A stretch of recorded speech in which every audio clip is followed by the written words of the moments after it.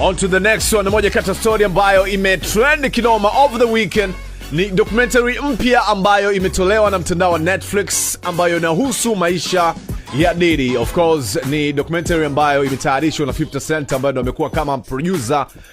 ambaye amehusika kwa namna moja au nyingine kwenye ku make sure kwamba documentary hiyo imetoka, na amekuwa akifanya muendelezo wa interview mbalimbali akizungumza juu ya kwa nini ameamua kutoa documentary hiyo ambayo imekuwa na headlines nyingi sana kubwa. Na moja kati ya baadhi ya vitu ambavyo vimezungumziwa mule ndani ni kuhusu maisha ya Diddy, ambapo inasemekana kwamba enzi za ukuaji wake mama yake mzazi alikuwa akimfanyia vitendo vya kumpiga sana Diddy, lakini pia alikuwa akiona matukio ambayo mama yake alikuwa akiyafanya nyumbani kwake, maisha ya kuandaa mapati, umeona vitendo ambavyo kwake Diddy alikuja kuviapply pia kwenye maisha yake. So inasemekana kwamba vitendo vya kikatili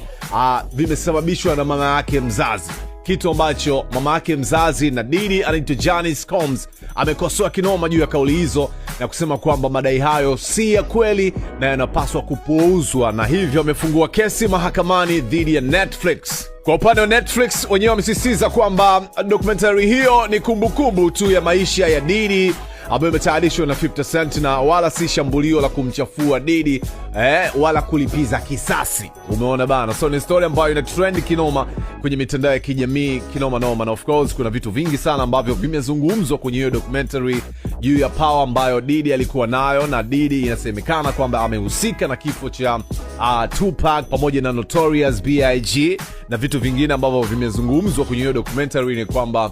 Diddy inasemekana kwamba alikuwa hatamani kuweza kuona msanii ambaye amemsign kwenye lebo yake akiwa mkubwa kumzidi yeye. So mambo ni mengi kiukweli, lakini unaweza kutoa maoni yako pia juu ya hiyo documentary kama umeiona,